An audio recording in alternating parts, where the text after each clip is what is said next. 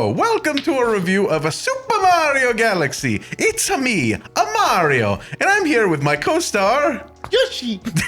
That's very good. Thank you so much for coming to our Super Mario Galaxy episode. You are so happy about that hat, aren't you? Yoshi. There you go. So we had a great time watching the Super Mario Galaxy movie. At least I did. How'd you feel about it? Yoshi. Yoshi. I'm committed to this bit. No. So, okay, I've watched so much of this press junket stuff of all of the most famous movie stars that sat in a booth for probably 2 hours and recorded the movie, and then now we're like all together vibing in Japan. Consistently, everybody is just like, so Donald Glover, how was it doing Yoshi's voice? I thought the moment he showed up and he starts out, he was like, oh, I kept feeling like he deserves better than this. He just, it's so weird to think like that's Donald Glover and he's doing a great job. Well, it was the same thing with Keegan Michael Key, the last movie as Toad. I was like, oh, that must be voice modulated. No, that's just his voice. Yeah, and he's doing a great job. Dude, there was one interview where he rates everybody's Yoshi voice, and it was very good because it revealed to me how much of a wet blanket Chris Pratt has become. Dude, he's objectively the worst part of these movies. I don't know how he became the voice of Mario. He, in the interview, just goes, Yoshi. Yoshi. All right. I'll give it 3. 3 out of 100? 10. Okay, 3 out of 10. This is not even funny. And in all of the interviews that I watched, he is like the fun police for half of it, and then he'll like make like no selling joke where he'll just start saying ridiculous stuff with like a deadpan face. I'm like, okay, we're getting back to old Chris Pratt. He used to be funny. Remember when he was funny? Remember how they discovered him for being funny?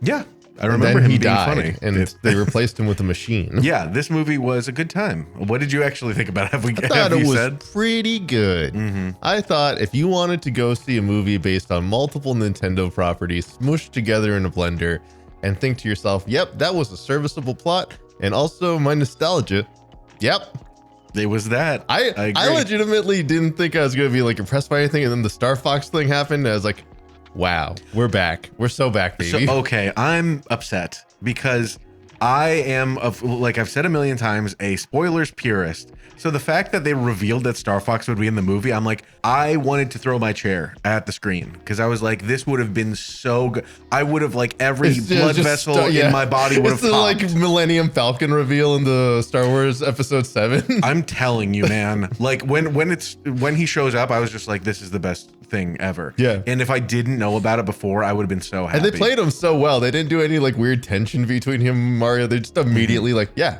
they're vibing. He's a great guy. Yeah, but no spoilers. I want to go through this press junket a little bit because speaking of which, they didn't even show that Star Fox was played by Glenn Powell or was even part of it. The funniest, I don't know why, maybe it's just the Top Gun Maverick stuff. Somehow the funniest casting to me of all of them. Yeah. Even the fact that Donald Glover voices a character. This is the like I Am Groot stuff for Vin Diesel. Is like, who cares? You could have had literally no one do this. You need to see these interviews because Donald Glover's just sitting there. Like, I mean, he's such a comedic like actor and he's played so many good absurd roles, but him sitting there in the background while like everybody else is like milling about and like trying to play stuff up, and he's like, yeah, it was fun. I had a good time. And it's just really funny that like he's just vibing and everyone else is like trying to play it up that they're in a big, fun, exciting movie, including Benny Safdie as Bowser Jr. Yeah, and he killed it. He killed it. Benny Safdie. The Safdie brothers have become an incredible interest of mine recently because of the entire thing about last year. They kind of had competing movies, kind of, where Benny Safdie made The Smashing Machine. Are they known for any sort of acting? Benny Safdie was actually in Licorice Pizza. He's acted in a couple other things. This was his first like voice acting role. Yeah, I was gonna say like I don't know them from anything. Yeah, and so they're mostly directing, and then of course Marty Supreme was made by the other Safdie brother. So the thing that's so funny is that in all of the press junkets, you can feel everybody's playing to him. Literally, Jack Black says, "Yes, and I think that would be great. I love Bowser Jr. because I want to be in the next Benny Safdie movie." Also, I would like to be in the next Benny Safdie movie. No pressure. But I think he's also a genius. He's a director. God, it's really funny, like seeing all of them try to talk to each other as if they're friends, when in reality, like some of them are like, oh, who's your favorite? There was one that's like, who's your favorite one of the co-stars to hang out with? And they're like, I just met all of them. So they all seem equally cool. There's probably plenty of other trivia about these press junkets I'm going to mention, but this is the one that's the most important and just came out today. Sorry, in filming this is April 2nd. So it's no joke. It's just not a joke. If this was released on April 1st, I would have thought that the interview was like fake. Charlie Day was asked on this one interview, who is your favorite Luigi in recent history? And he said Luigi Mangione. Yeah. Who's your favorite Luigi in recent American history? Recent American history. Well, me, first of all, number one. Luigi Mangione. Luigi Mangione. And it's so fun. He's like, number one, Luigi Super Mario. Number two, Luigi Mangione. And it's so funny. Because everyone knows what he did. He improved the interface on Civ. There is deep lore about how Civ 7 comes out. It's not particularly good. And everybody's like, oh, well, it's because Luigi Mangione is in prison. And everybody's like, what are you talking about? And apparently on Civ 6, Luigi Mangione was a bug tester for the game. He single-handedly fixed the game. It was literally 60% of the bugs. So similarly, in that interview, you just need to watch. I'm just going to send it to you because it's an Italian podcast and it's just two Italian guys and they're asking. Wait, are they speaking Italian? When you say it's an Italian podcast, that means a lot of things. The two guys are very just a lasagna Italian. on the table. A lot of the questions are Italian based. They say like, Mario is Italian. So what do you think about this or that? One of them was like, he's from New York. Yeah, but he says like Mario's Italian. So what do you think he would think about pineapple on pizza? And then Chris Pratt's like, I think he'd hate it. I like it. And then he like took a stand. Chris Pratt likes, of course he does. Yeah. Pineapple should not be on pizza. I like it because Benny Safdie, who's also from Brooklyn, ended up saying like, yeah, you don't use fresh pineapple. You got to use canned pineapple. It doesn't matter what kind of I don't care. Moving on, because there's way more about this interview that you will love, which is the fact that there's a moment where I think it's like one of the first questions they say like, Anya Taylor-Joy, your character is a princess. Could you give us 3 reasons why monarchy is better than democracy? And that's the first question. That's awesome. Well, yeah. I'm going to be playing Alia, one of the 2 monarchs in the Dune movie. Yeah. And she's like, well, it's technically not a monarchy because the Toads elected her and blah, blah, blah, blah, blah. They didn't elect her. They were just like, this girl's got nothing else going on. We might as well give her a job. Sure. And she's also like, I'm Princess Peach. I'm technically not the queen. So I'm technically not a monarch. And then they're like, so for you, Keegan-Michael Key, as Toad, you are a servant under Peach. Why have you not risen up and created a republic against her regime? So shouldn't you start a revolution to overthrow the kingdom, and make it a republic? Oh, what? There's so many Toads in the kingdom. Keegan-Michael Key then goes on to say, well, no, the Toads, of course, elected her. And then he says specifically, see, here's the thing. We groomed her and picked her. Yeah. And then he's like looking around like, what have I done? What did I say out loud? No. And so right after Charlie Day says Luigi Mangione, he's like, this is awesome. They got both of us in the same interview saying terrible things. The interview, they then go on to ask Benny Safdie. They're like, Could you explain us, as if we were children, how Bowser Juniors are born? Well, I think Bowser would just and he's do like, a thing. So there would be a female reptile and they would lay an egg in a nice pool. Some would call it. And then they're like, well, how was that egg created? And they're just like, was there a browser in this situation? They're like, yeah, it was fertilized. And they're like, outside of the animal or not? And like the entire time they're just like, we're waiting. We're waiting for you to say the word penetrate. They go on. That Keegan-Michael Key, he's just like, hey, Keegan-Michael Key, you met Obama, right? What's Obama like? And like in the middle of this interview, they're literally Tokyo Tower is in the background. And they're just like, so what about all this random crap? And he just straight up says, it's so funny how much they pull out of these people. It's literally the best press interview I've ever seen. Because every other press interview is like, what's your favorite snack to eat at the movies? Do you like a popcorn and soda or do you like popcorn and a snack? And like this one, they're asking him, it's just like, what was Obama like? And he's like, well, I acted like against Obama when they did the dinner. What is that called? Correspondence dinner. Yes. And he's just like, yeah, and he was so nice and he like gave me so much attention. I'm like, this is the leader of the world. And it was an interesting time to be doing the White House Correspondence Dinner because like earlier that week is when they had done all the plans for Osama bin Laden. Oh. This interview, y'all got to go watch it. You just got to do it. Another highlight is Benny Safdie talking about having to eat 9 tiramisus and 9 sushis and edamames for filming Licorice Pizza. Donald Glover talking about how his wife is Italian and he's afraid of her sometimes. It's a beautiful That's so interview. racist. They literally ask, like, what do you not like about Italian people? My wife. My wife, yes. The entire time, every single actor is sweating during that interview, being like, okay, we'll make this work. Did he marry Pauline? What's going on? Yeah. Let's see here. Now, like we mentioned, Glenn Powell was revealed later. Brie Larson as Rosalina was also revealed a little bit later. And so she was not there for much of the press junkets. Yeah, here's the funniest thing. I knew this was the Super Mario Galaxy movie. For some reason, not until the movie started did it cross my mind that Rosalina was going to be in it. Wow. I was completely like checked out of this entire thing until we got to the theater. I'm glad with we'll get into it when we talk about I couldn't avoid Star Fox for some reason, but no one seemed to care about the fact that Rosalina was in this movie. Yeah, she was a given once they talked about Mario Galaxy. But she is only in like one interview that I found with all of the other cast members, and it's from IGN. And IGN's like, hey, we're going to ask you questions while you play Mario Kart. So the entire time when he's asking questions, they're just like, shut up. I'm playing Mario Kart. Shut up. I finally got some good equipment. I need to go blow up someone else. And all the interviews I've seen with Brie Larson are her being like, I was raised on Nintendo. I love Nintendo. And this is awesome that I get to be in a Nintendo property, especially Super Mario Galaxy. And specifically, while they're playing the game, while they're playing Mario Kart, you can tell that like one side of the room is like, oh, we don't really know how to play games very well. We're in like 34th place or whatever. And then they go over to the side of the room that's like Benny Safdie, Brie Larson, and I think it was Keegan Michael. No, I'm trying to remember the third person. And they're like tearing it up. Like they're literally the first, second, third, fourth, and they're like freaking out. And literally like Brie Larson near the end of the thing is just like, I got first place. And then somebody hits her with a red shell. She falls in a pit. And then she comes out and somebody hits her with a red shell again. And she stands up. And you can see she's like, I'm she's like about to hit someone. I'm like, everyone else is like pretending she's the gamer. She's the one that's done this. That was leaning forward me.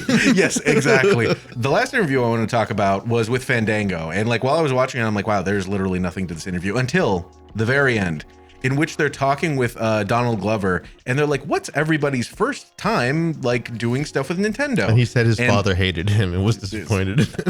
Specifically, he talks about how he's just like, I really wanted a Super Nintendo, and my dad was like, we can't afford it. And then we finally got the money together for a Super Nintendo, and then the N64 came out, and he's like, God damn it.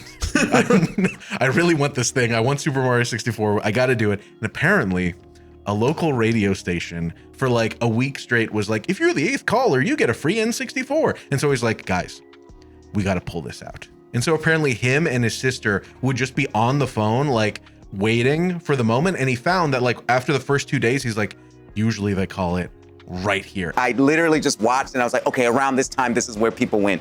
And I got it. And I won it. Like, I don't know why. So Mario 64 is like my game because we played that game into the ground. So it's my favorite game. It's such a wholesome story. He's been a freaking hit maker from the beginning. I'm just saying. From the beginning. Boy, don't miss. He's so good.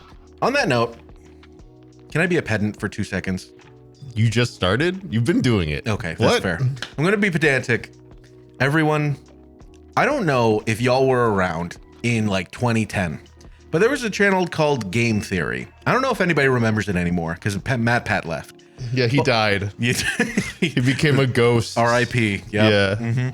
So he created an episode, and it was one of his first episodes, in which he said that the term barrel roll, on the back of this information, Matt Pat made his millions, in which he says that, and I hate it. I hate when you learn a piece of information, and you're just like, I can't unlearn this. Because in the games, Pepe says, do a barrel roll. It's the best thing ever. Do a barrel roll. It melts my heart It's the every only time thing I he hear says. it. He It's famously so good. doesn't have any other lines. If you Google the word barrel roll, your screen flips. Google does a barrel roll too. That's not actually a barrel roll. That's an aileron roll. An aileron roll is while you're doing this, you go like that. A barrel roll is where you make a big barrel. I have now burdened you with the knowledge that I hated it. I hate it so much. When I hear them say barrel roll, I'm like, that's technically an aileron roll. Matt Pat, you've ruined me. You've ruined me for the rest of my life. I was so mad. Okay, now time for the movie. What did you think of the movie? Let's do a little bit of non-spoilery things. I think that the best character just the best character was Bowser Jr. There's no 100%, contest. The entire movie is built around this character. The entire movie is carried on this character. He's just the best character. Bowser Jr. is straight up like, he's a hero of his own quest. Yes, and it's so good. He is a pure soul of evil. And it's so, every moment he's on screen makes me so happy. And the fact that it was Benny Safdie, I'm like, oh my God, he's doing such a good job. I am eating up every single thing he says. And the animation on him is so adorable, genuinely steals the show. Very cool. Like everything from the like him hanging out as himself to the moment he enters like any of his combat modes and him mugging off anyone else is just fantastic. It's in the trailers, I'm pretty sure, but like the paint that he uses is like, it's like when you put like a magnet over like a ferrofluid. Yeah, it's ferrofluid, but it's also pretty similar to like anytime you've seen Bowser Jr. do like his normal, I forget what it's called in the games. Like the paint has a like name. There might have been. It was in Mario Sunshine. They really tried to mesh a couple of the Marios together, which they did in the first movie. And I think it's fine. It really shows that like Mario's been around for a while. We can mix whatever we want. It's not really that big of a deal. What'd you think of Yoshi? Yeah, it's Yoshi. I personally think that Yoshi, I thought Yoshi stole the show. And then like after halfway through the movie, when like the actual plot picks up and they're like, this isn't the Yoshi movie. Yeah. I'm like, fine, that's fine. I really enjoyed him. Every time he was on the screen, I'm just like, this is the kind of fun character that I think all the kids love. We need a third character that's going to interrupt the like intensity of Mario and Luigi doing anything. It reminded me of a group in a TV show, in a movie, and whatever. There's the three people. You got three. And they just filled it out. You got your red guy, you got your green guy, and you got your dinosaur. The classic trio. Yes. Everyone knows that. That was my favorite part of Friends. You had Chandler, you had Joey, and you had the paleontologist. No one remembers his name. It's impossible. It's impossible. How could we ever? Rosalina is not a super huge, like doesn't get a lot to do in the movie. And as soon as she shows up, and correct me if I'm wrong when you see it, her voice isn't like connected to the character. The ADR on it and the lip syncing is like, in my opinion, was like really bad. It's because she's mostly doing voiceover for like the things she's reading. Well, that's what I mean, is I feel like Star Fox, maybe not Star Fox. You mean Fox McCloud? I'm so sorry. You mean Glenn Powell? I would never. I can't believe I disrespected him. So, what do you think of Rosalina? Like, she doesn't do anything. She's fun. She's just a MacGuffin. Yeah. We'll get there. And then Mario. I'm going to be honest. I thought Mario was the weakest part of the movie. Objectively the worst part of these movies. He was the worst part of the first one, and he's the worst part of the second one. Yeah, he's pretty boring. The best part of all of these movies is typically the bad guy and Luigi. Whenever Charlie Day is doing anything, or whenever Bowser/Bowser Jr. is doing anything, you're happy. There's nothing that Jack Black can't do. He can't. It's impossible. He was created in the lab to be the most entertaining man alive. Well, I found out recently that the Lava Chicken song from the Minecraft movie, apparently he did in one take. Like he literally just sat there, and then they didn't even know he was writing. He was just noodling during a break. I'm not even kidding. That apparently is the thing. Yeah. They were just like, do a Lava Chicken song. Oh, I know that. Like, cool. I know the deep lore. I can't wait for the second one. It'll be fun. They're making another. Of course, they're making. Why did I say that out loud? Yeah, of course they would. I feel. I still haven't seen the first one. I think it was Kirsten Dunst said that she wants to be Alex. She wants to be the only other character in Minecraft. I think that's hilarious that someone wants to be. Apparently it was like a dream of hers. I don't know. Like I just saw a headline and I'm just like, that's really funny. What that confirms is that Kirsten Dunst plays a lot of Minecraft. It's awesome. I love it. I love that for her. That's amazing. Yeah, Luigi's pretty good. Star Fox. What a boy. You mean Fox McCloud? Fox McCloud. Fake fan alert. It's just so funny because I showed you that a Fox in Space thing, and now you know it far better than I do. Yeah, I do. Because that's like the whole thing is that he's in like a bar, and there's a scene, and it's just like, are you Star Fox? He's like, Fox McCloud. Star Fox is my team. You're an asshole. And I'm like, this is... Oh, for God's sake. My name is Fox McCloud. Star Fox is my team, not my name. Amazing. That whole series, if you haven't seen a Fox in Space, it is genuinely high art. It's very good. It's like so straight. So on that note, I think we should get into spoilers. Very good. Oh my God.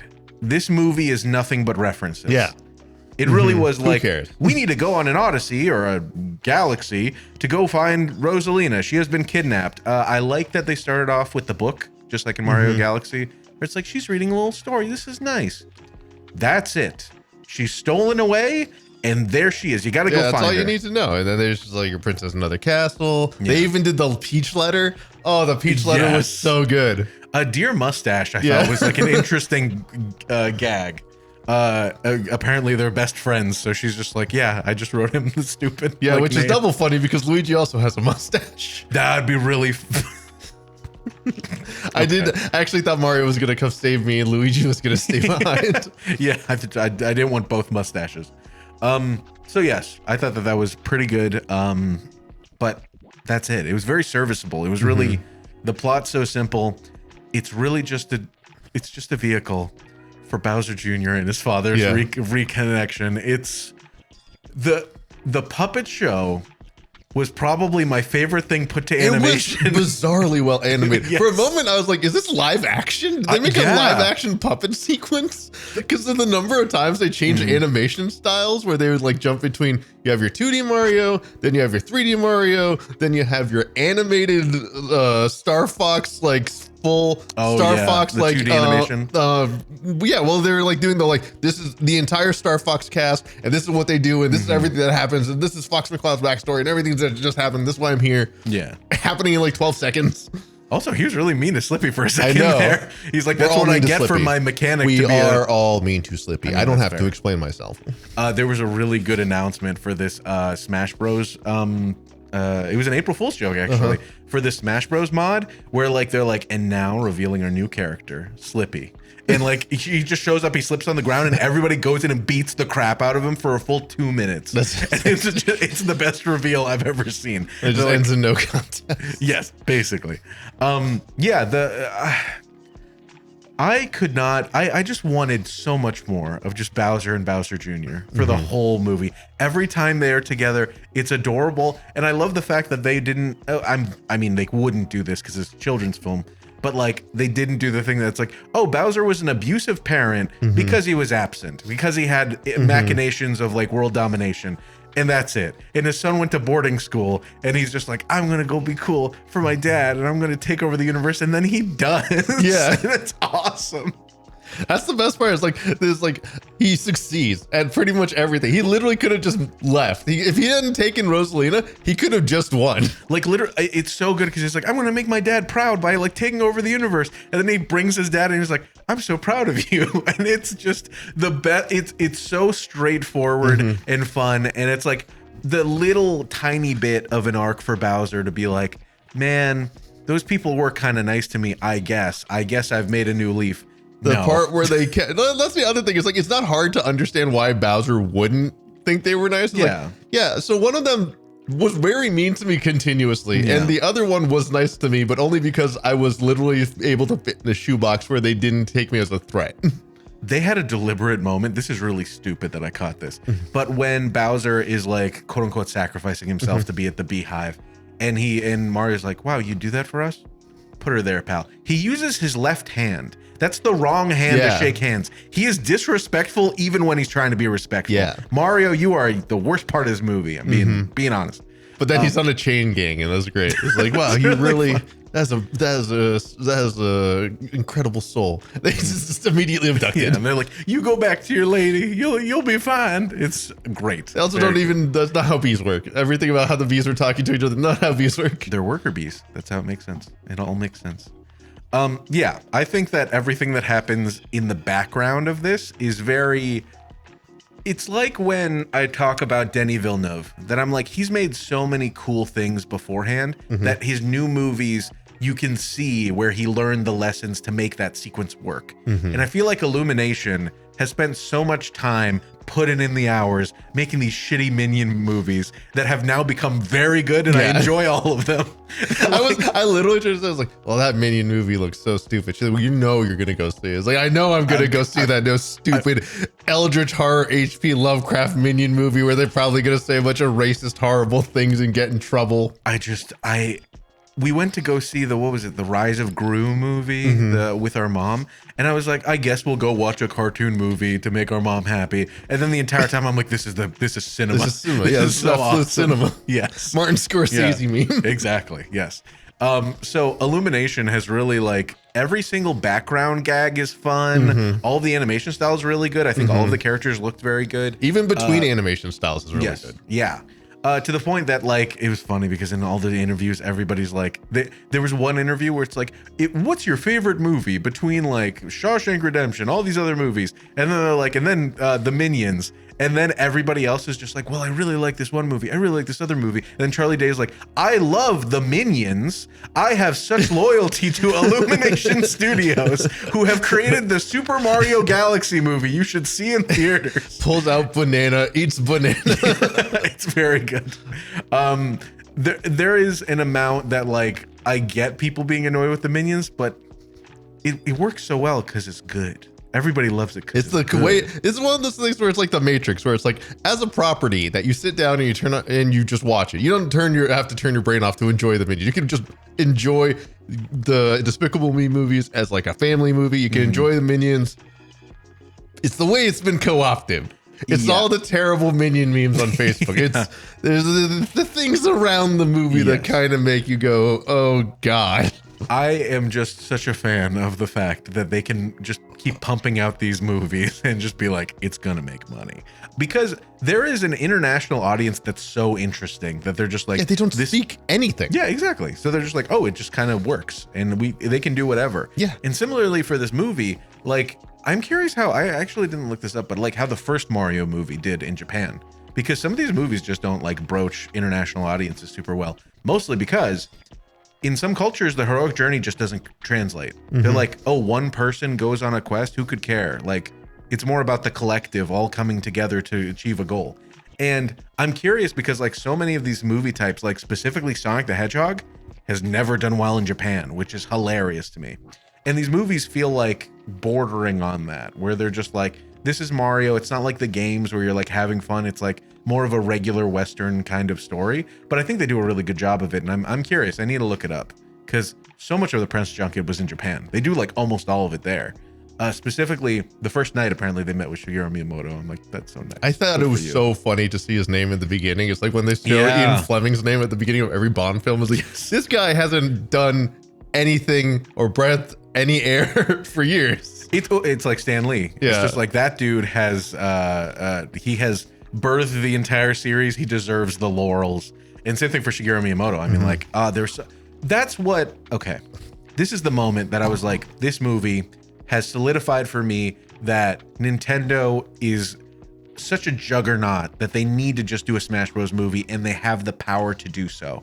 Because right when they go into space, you see like one of the Pikmin ships, like broken and flying around. And I'm like, you can just do that forever. You can put a bunch of Nintendo properties in the background of any of your movies for the end of time, and I'm gonna soy jack and be like, oh, look at that! Oh my God! I was surprised we didn't see Samus's ship. Me too. Because we saw a just Pikmin ship, and they tried to like do the stupid thing where it's like Fox McCloud's R-Wing hit the something and it exploded and they fell into our universe by mistake. Because like, you didn't need to explain that. I know, There's a Pikmin ship right over there. Exactly. Which in the Super Nintendo world, they do have some Pikmin around too. So I don't know if they're saying that Pikmin exist in the Mario world. Pikmin exist in our world. Well, yeah. They exist in Mario's normal world, not the warp pipe world. Aren't Pikmin actually like, didn't they name a plant after Pikmin or something like that? I have no clue. Yeah, there's like either Pikmin are based on a plant that exists in real life or vice versa. But apparently that's like a thing that you could... I'm not an arborist. Well, no, specifically back in the day when like the GameCube like Pikmin game came out, they would also ship games with a little package of seeds and say grow your own Pikmin, and it's like the plant that the Pikmin were based off of. That's really incredible. Cool. It's very cool. Strawberries. We don't do any of that anymore. We don't even package games with damn manuals anymore. We don't even package games. It's all digital now. Digital overlords. Digital seeds. So back to our digital overlords. Movie good. Nintendo, give us money. Star Fox made me pop every blood vessel in my neck. Yeah. I was just so happy that anytime he did anything. And he does the little blasting things, and he does the little flying around things. Yeah, his gun out of his like holster. He does a barrel roll, of course. He does in every ship that he pilots. And all of the little Lumas that helped him out all got little vests, just like him. He got this cool and they're now vest. part of his team. and he's legally required to include them in all future properties. That probably means we're going to get a Star Fox movie. And then we're going to have then here's the part I can't figure out. How do we get Mario and Sonic in the same movie? This is my theory.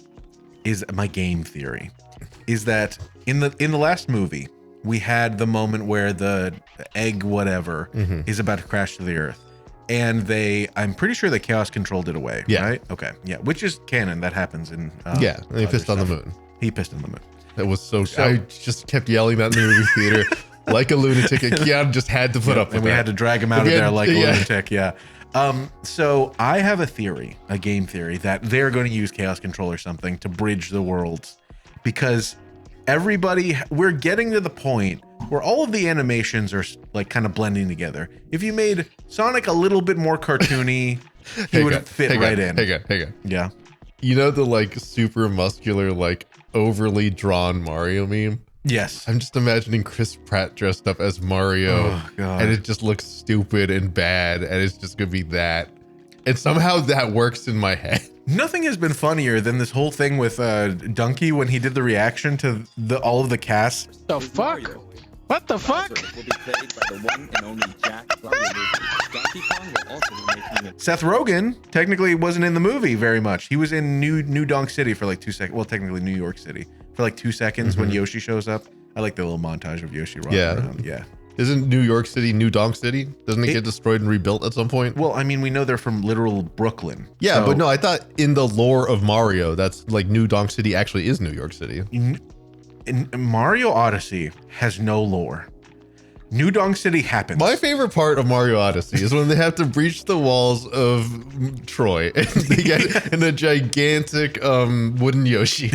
And they're like, you must bring this effigy to your god. And Mario's like, will I ever return home? And they're like, well, we better stab it to see if there's anyone inside. And they stab it and it goes, yahoo! No, you hear like a gump, gump, gump, and he like gets small. The whole statue gets smaller. that'd be pretty good. Oh my god, that'd be very Nintendo, funny. you can hire us at any time. Anytime. Oh my god, that'd be so good.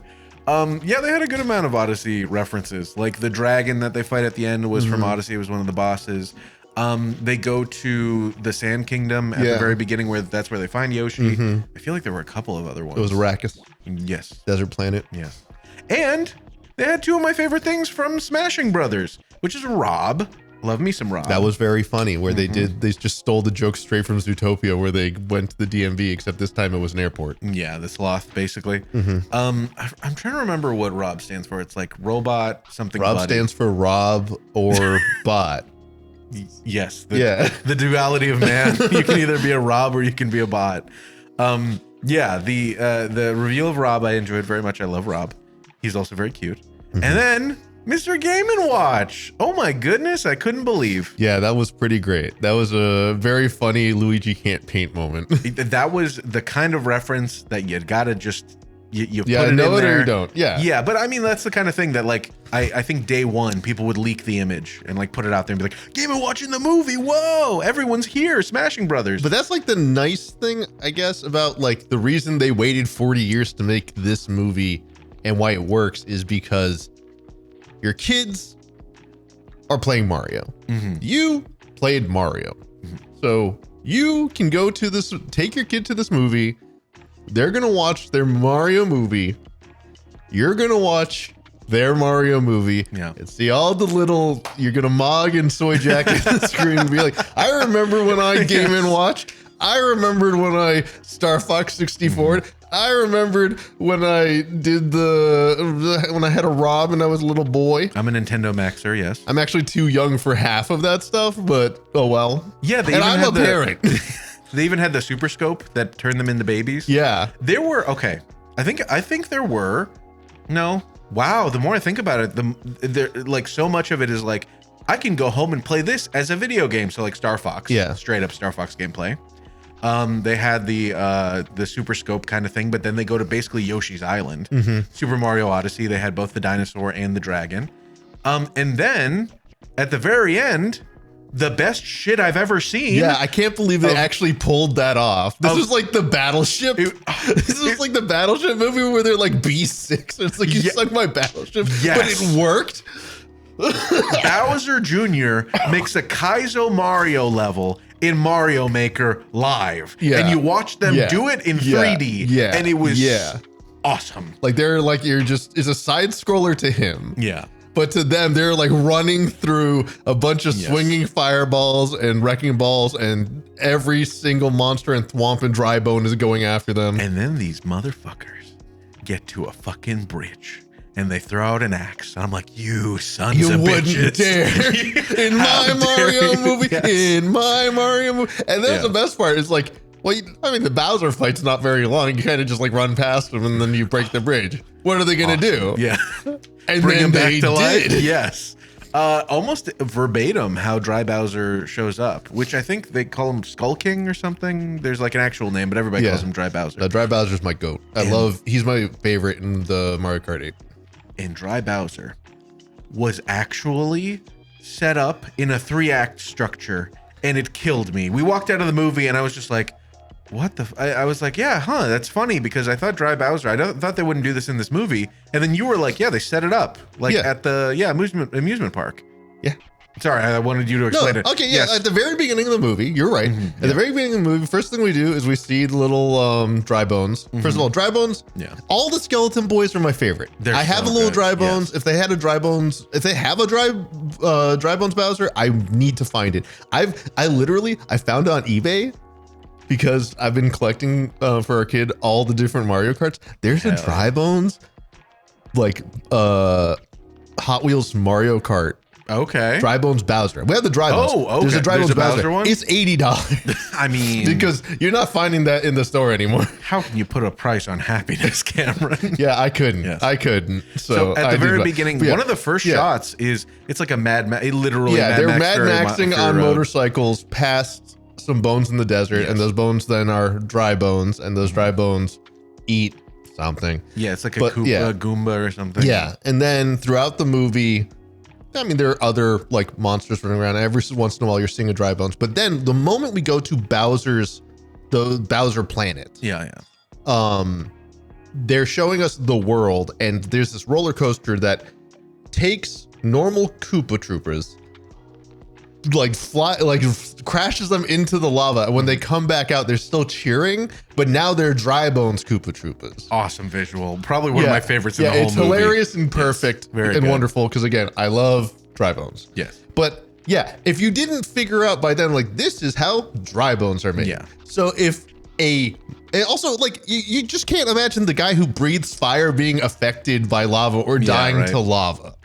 So then when he falls in the lava, and also just the fact that like Bowser Jr. is immediately distraught. It's like the movie's not over. Yeah. He's not just done. Well, I had mentioned, I thought that was going to be, and they wouldn't do this because it's a children's movie and Bowser is literally the best character in all of these. But I thought that he was going to be dead, and then the mid-credit scene would be Dry Bowser, and then it would be everybody's happy and your kids are going to go home happy. But no, I'm glad they immediately were just like, okay, now you're done fucked up. Yeah, no, Ash turns right back from a statue into a normal dude. So awesome. We're not killing Ash in the first Pokemon movie. Yes. So yes, and then they have their big battle, and it's super fun and cool, and we get Game & Watch, which is really fun. We get the big old dragon, and then Mario does a cool thing, and he does the big spin move like they do in the video game, and he saves Bowser Jr., and they're like, you know what? You're kind of all right, and I guess we'll go to jail. Yeah, they go to jail. Yeah, they go to jail. They go to Shadow Moses. Seriously, it looked exactly like the Shadow Moses level. I thought it was Shadow Moses. Like, if you zoom in from the outside, you're just waiting for the Metal Gear to just smash through the wall. Yes, yeah, exactly. It looked just like that. Like it's unambiguous. Like, there's so many shots in this movie where if you just freeze, you could believe that was a Smash Bros background. Seriously, yeah. And that leads us to the big reveal of the whole movie, which was surprising, that Rosalina is actually across space and time Peach's older sister. I don't give a shit about that. I thought you were talking about the actual good reveal. Go on. Daisy, baby. Oh, that's fair. Daisy, That's very baby, my actual girl, my vaguely ethnic queen. They technically revealed her. I like that they're showing her how everybody online has basically fan casted her as like a cool tomboyish, like that's rowdy. what she's the best. Yes. Why do you think I married my wife? She's basically Daisy. Yeah, she's a princess of Sarasaland. She's great. She's came in what was that? Super Mario Land, the one for the Game Boy. And they bring up all of the Super Mario 2 bosses as kind of like a little bit of a tease, in my opinion. And yeah, that was a nice sequence. I love the Kill Bill style fighting scene with Peach, where they're like doing it in like weird gravitational whatever. Yeah. And they fight, it was Mauser, Birdo, and then Wart. And Wart is just kind of a dickhead.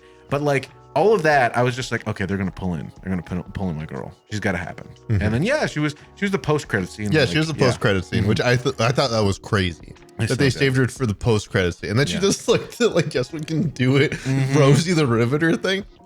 Love it. Love her. I can't wait. I cannot stress enough how little I care about Rosalina and how much I want Daisy. This was the Shadow the Hedgehog for me of the Mario movie.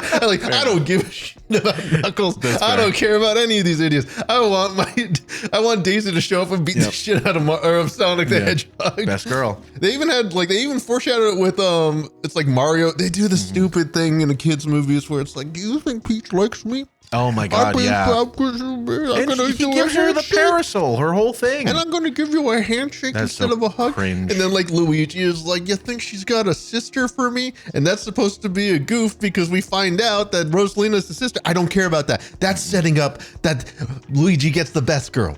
Luigi, objectively, Peach sucks. Yes. I would argue that Peach is the worst girl. Mario can have Peach. Luigi is such a Chad, and he ends up with the best girl. It's just, like everything about Mario sucks, and it's get worse by the fact that he's played by Chris Pratt. God, my favorite thing about like on every comic or every fan drawing is like Mario and Peach like going to like a fancy restaurant, and then like Luigi and Daisy like eating nachos at a ball game or something. Yeah, I'm like, they're just hanging out. They're always having fun. They're vibing. They're eating wings. Yeah, Buffalo Wild Wings, eating wings, watching a sports game. Again, why I married my wife. Well, he's a timid guy. He needs a loud and obnoxious. Exactly. Yeah, exactly. But for Rosalina, at the very beginning when she's doing that entire fight scene, I had a moment of just like, oh yeah, she is still the heaviest character in Smash, which was like, that's true. A whole meme that people were saying like way back when Smash came out is they're like, she's actually the most like core heavy, like can do the biggest Smash moves. And she just like levels this tank. And I'm like, cool, I guess she'll be gone for the rest of the movie until we need her again. But the best princess is coming and it's going to be great. And I can't wait. Honestly, outside of all that stuff, I mean, like, I can't even think of too many other references besides every single song is some needle drop or like sound effect or something is from the games. And specifically, I mean, that's the thing is like they have the most license to use it. Yes, that's why I'm saying when they make like you can't get mad at them for making the noises. This isn't like we're inventing Mario. It's like, no, they are in Mario. Yeah. So everything literally has to sound like Mario or else you've messed up horribly. And that's why I think that this whole series is such a good move for Nintendo. Yeah, of course it's a good move because it makes a good $1 but also the fact that like I would watch a Star Fox movie. I would love it. But frankly, there are parts of Star Fox where you're just like, I don't know if there's enough meat on the bone to do it. Just let a fox in space have all of the cool stuff happen. So now this becomes a good vehicle for all of these other characters to kind of show up and do stuff. And like the next one, Samus Aran could come and we could do a thing. The one after that, it could be. This could be like a monster. It turns out to be Kirby for half of the movie, and then they team up with Kirby to fight literally half of Kirby's bosses. Well, because I mean, the first one was Donkey Kong. Yeah. So now this one's Star King Fox. K. Rool shows up. Yeah. I mean, if they do a Link one though, Legend of Zelda. Are they doing a live-action Legend of Zelda movie? Yeah, but the end better be them turning into Illumination cartoons, like Toon Link, the Chaos Emeralds. Yes. Oh my! I'm just with the Triforce, like they put the Chaos Emeralds in the Triforce, and just falls apart. They die. Have you seen these YouTube shorts of a guy that's he keeps making the gauntlet? Current symbiote, vibranium, adamantium, kryptonite. All of these are infusing the Omnitrix, which is supercharged by the Speed Force. I think the dual disc was the base. Yeah. And then he glued the like Infinity Gauntlet to the front of it. It's the best thing. It's so he made that one and then he made another one that's even bigger and it has like a nuke on it or something. I don't even remember. There's a Pip-Boy, there's a whole, it's awesome. I love this man. It's so cool. Yeah, outside of that, I mean, like the movie was just a good time. It's worth taking yourself with your friends and enjoying childhood nostalgia. Outside of the childhood nostalgia, I think people would consider it like an average movie. No. This is the thing that I do need to talk about, because this was the thing where I was like, I don't know how much Sam was feeling this. Like, this is very much a like dad and kids movie. Yeah, this is so made. There was that line where he says, God, what's the guy's name? Kamek? Kamek the wizard. says like the days are long, but the years are short. I felt that right in my goddamn gut, having just like knowing that like right after this movie, right after like this brief respite of hanging out with my brother, I was gonna go back to like taking care of my son, trying to get him down while also taking care of my baby daughter all night. Like I knew it was like, yes, the days are long, the years are short, and I can't wait for my son to grow up and create his own doomsday weapon. God, so I just love the like freaking like Bowser like saying the like offhand like, yeah, Dad, you can't trust them because they put the little once you let your guard down, they'll stab you in the back. Who told you that? You did right before you dropped me off for boarding school. I am a good dad. It's awesome. I was like, so I just turned to Sam. I was like, that is exactly some stuff I would say. The Bowser as a dad redemption arc all started with him being in that parental controls video. Do you remember this?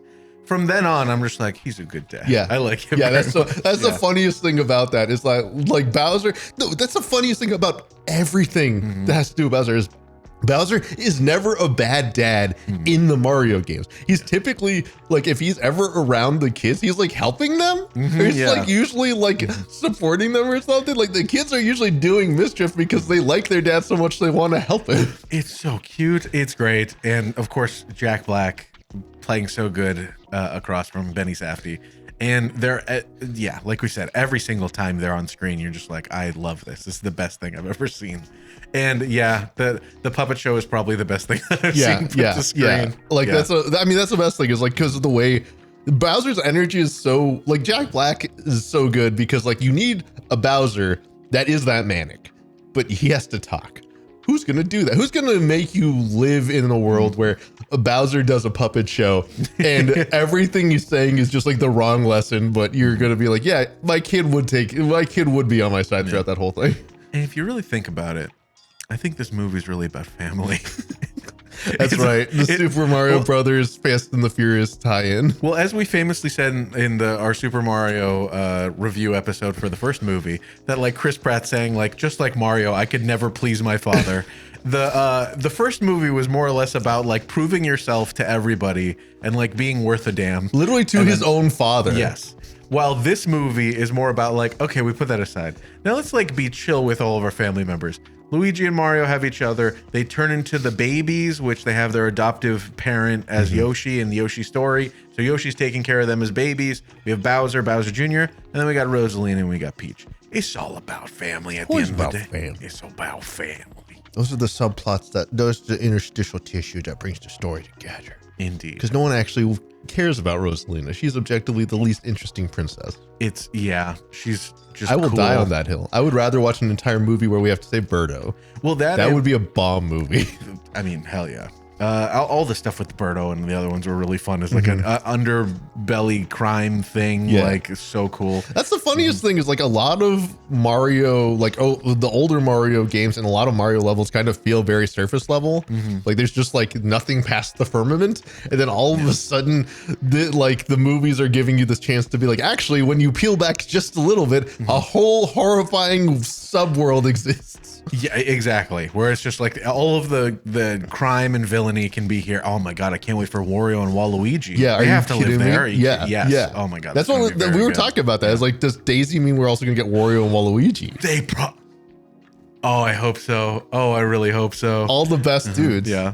But It's going to be gross. They're going to be gross gonna and be weird. amazing. Yes, and they're going to fart, and it's going to be awesome. It's gonna be fantastic. You know, they'll have a little motorcycle, and it's gonna make you wear stuff. You're gonna Wario wear stuff. Oh my God, they have a whole mini game. That'd be very fun. Yeah. I would enjoy that very much. I mean, they're gonna have to find other ways to tie in other properties. Because like if we had literally the entire like 2D Mario sequence in this one, what's stopping them? That's a good point. Yeah, and they even did the Super Mario World aesthetic for when they were rebuilding the castle. Not just rebuilding the castle, they did the overworld map for when they were trying to like fix. Oh yeah, there's like everything. voxels. Yeah, they had the cool. voxels for when they were like going around like this area has a problem, so you have to go and fix this birthday party or this literal chain chomp on running around killing people. They had the Hammer Bros. They had the chain chomp. They had an ice cream cone. They had a frog suit Luigi, and then we got them to give a little kiss to Toad when he was going to bed. Very cute. Very sweepy. Yeah, very sweepy. So yes, I think that this is a very good movie. Is there anything else you want to talk about with this movie? It's just that, you know, the days are long, but the years are short. Yeah.